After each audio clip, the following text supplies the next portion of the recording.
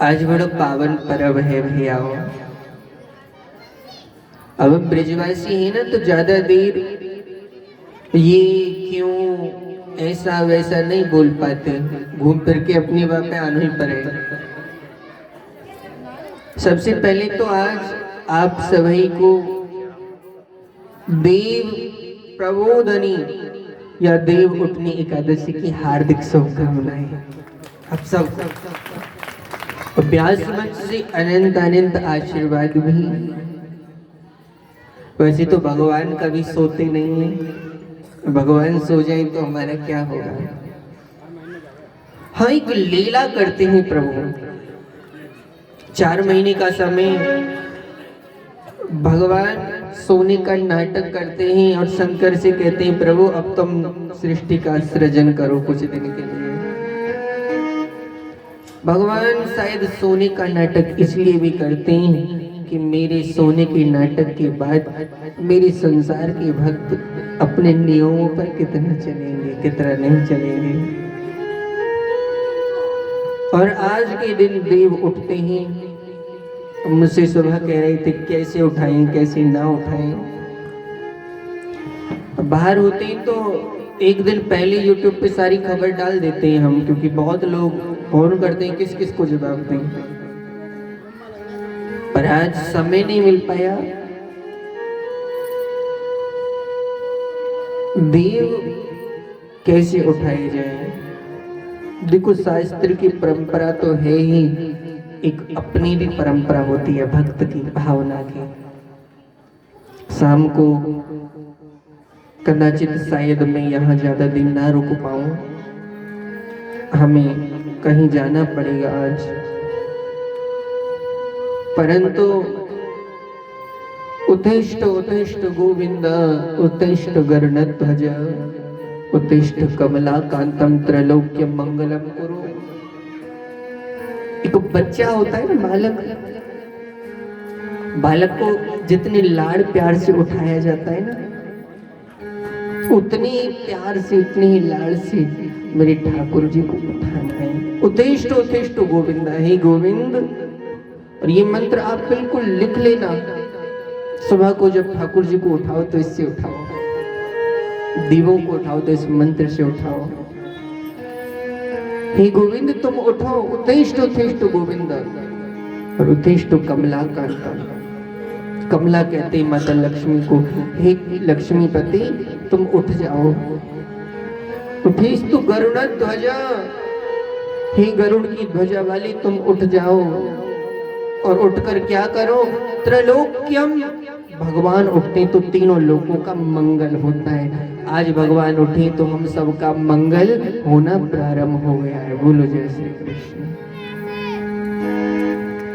और फिर आपको भगवती तुलसी महारानी और हमारे शालिग्राम प्रभु के विवाह की भी बहुत बहुत शुभकामनाएं।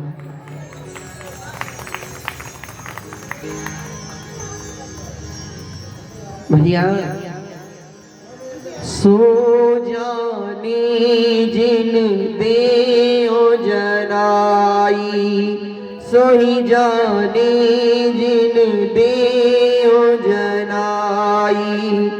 जानत तुम्हारी होए जाई, जानत तुम्हारी है जाई।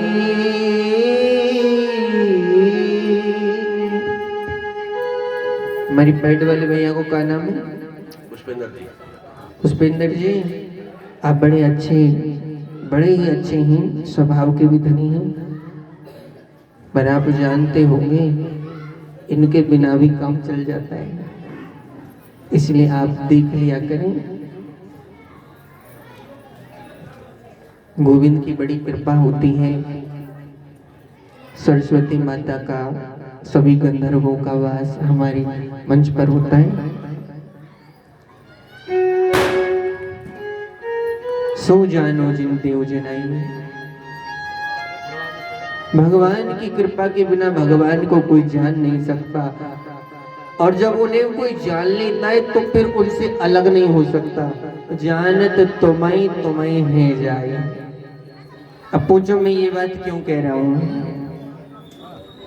आज एक पर्व और भी है जिन्हें आप खाटू श्याम कहते हैं ना, श्याम बाबा।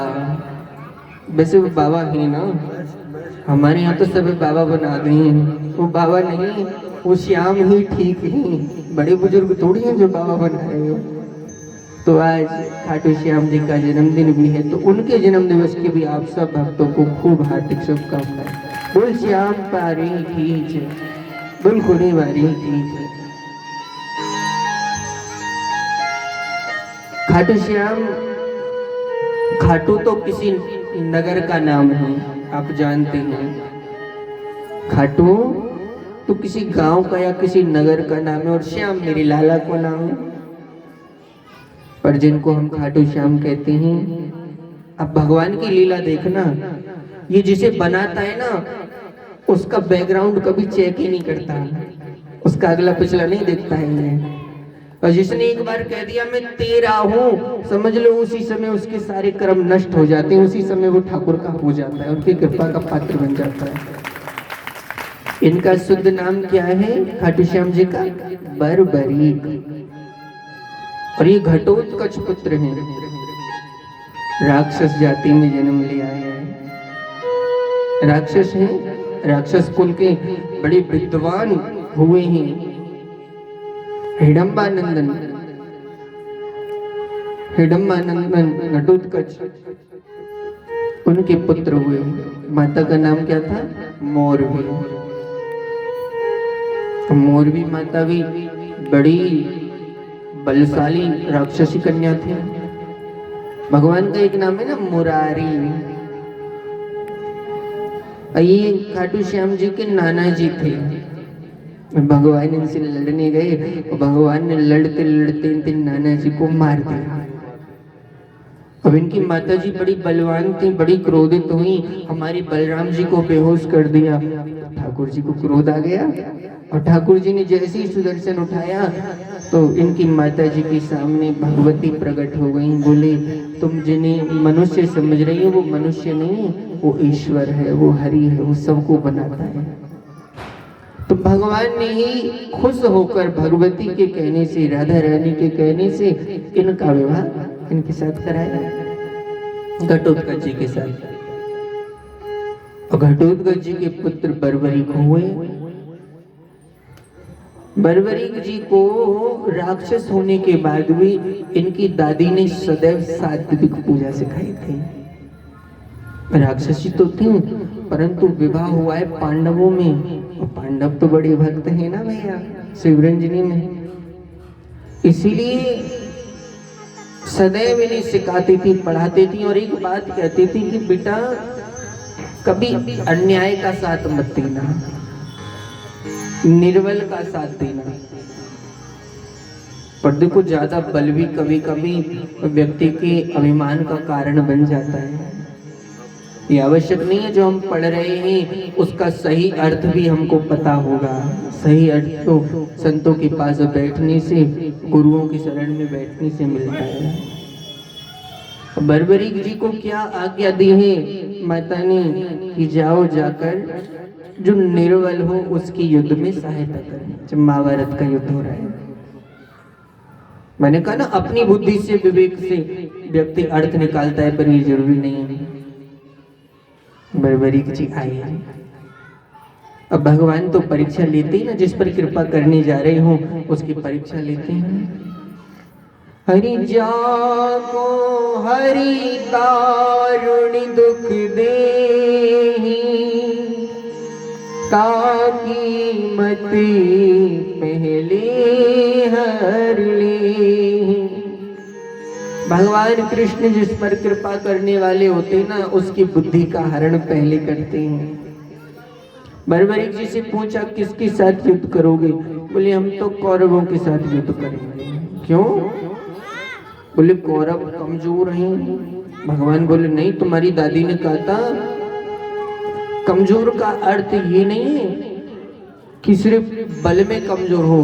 कमजोर का मतलब ये भी है जिसके साथ अधर्म हो रहा हो, जिसे छल से हराया जा रहा हो, वो भी तो कमजोर हुआ। और जहाँ भगवान खड़े हो वहां तो कोई कमजोर हो नहीं सकता। बर्बरीक जी अपनी बुद्धि लगा रहे हैं, कह रहे हैं आप तो इनकी तरफ खड़े हो तो ये तो कमजोर है नहीं, उनकी तरफ कोई नहीं है, वो कमजोर है। जहाँ तरफ मैं खड़ा हूँ वह तरफ तो सब हमारी ब्रज भाषा में कहीं सुपड़ा सा भेजा है। वो बोलो जय श्री कृष्ण। तो भगवान ने कृपा कर दी, शीश को काट दिया। अब भगवान दयालु भी बहुत हैं। जब बर्बरीक ने खुशी खुशी शीश दे दिया तो भगवान बोले भैया हम भी काऊ को उधार ना रखें, अब हम तुम्हें इतना देंगे कि तुम्हारे माथे पे जो राक्षस नाम का कलंक लगाए ना, वो राक्षस नाम का कलंक ही हटा देंगे। इसलिए भगवान ने अपना नाम दे दिया श्याम, और बोले जाओ खाटू में तो बन गए खाटू श्याम। अब कल कोई श्री देवी जी, श्री देवी समझते हो ना, जो ज्यादा पढ़ी लिखी होती है वो श्री देवी होती है। कल कोई श्री देवी जी क्रोध कर रही थी जब मैं खाटू श्याम के बारे में कह रहा था।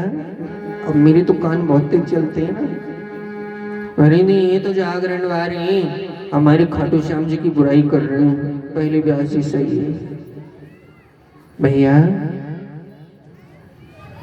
चाहे बजरंगबली हो, चाहे भैरव बाबा हो, चाहे जगदम्बे हो, चाहे मोहन बाबा हो, चाहे खाटू श्याम हो, प्रणाम तो हम सबको करते हैं क्योंकि मेरा गोपाल सब में बैठा है। लेकिन इन सबको चलाने वाला, इन सबको बनाने वाला तो मेरा द्वारिकाधीश ही है ना भैया।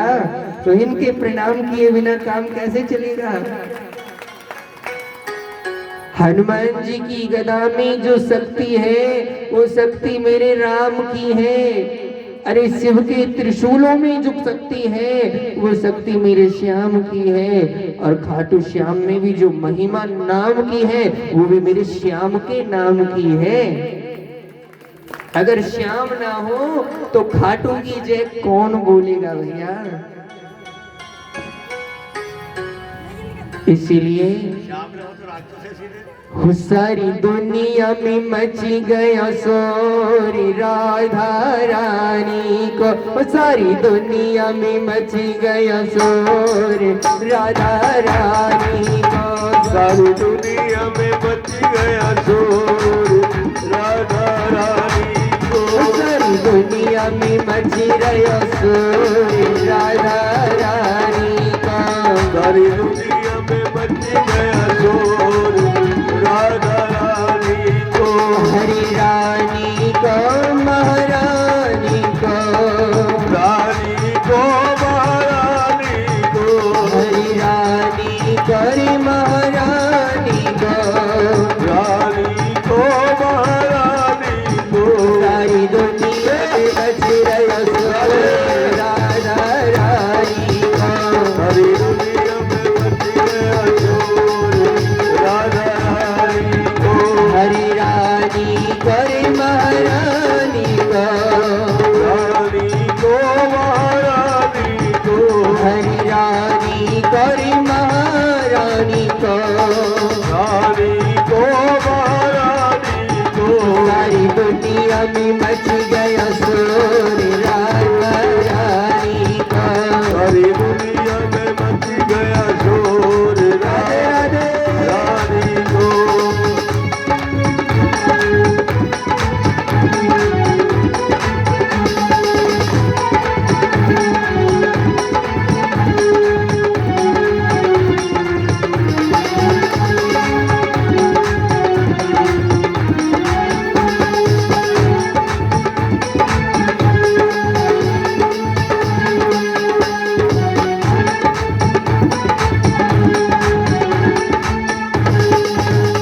अरे जो कोई राधे राधे गावे, जो कोई राधे राधे गावे, जो कोई राधे राधे गावे, जो कोई राधे राधे गावे, सोई हुई किस्मत खुल जावे, जोई हुई किस्मत खुल जावे, जो कोई राधे राधे गावे सोई हुई किस्मत खुल जावे, जो कोई राधे राधे गावे, जोई हुई किस्मत खुल जावे,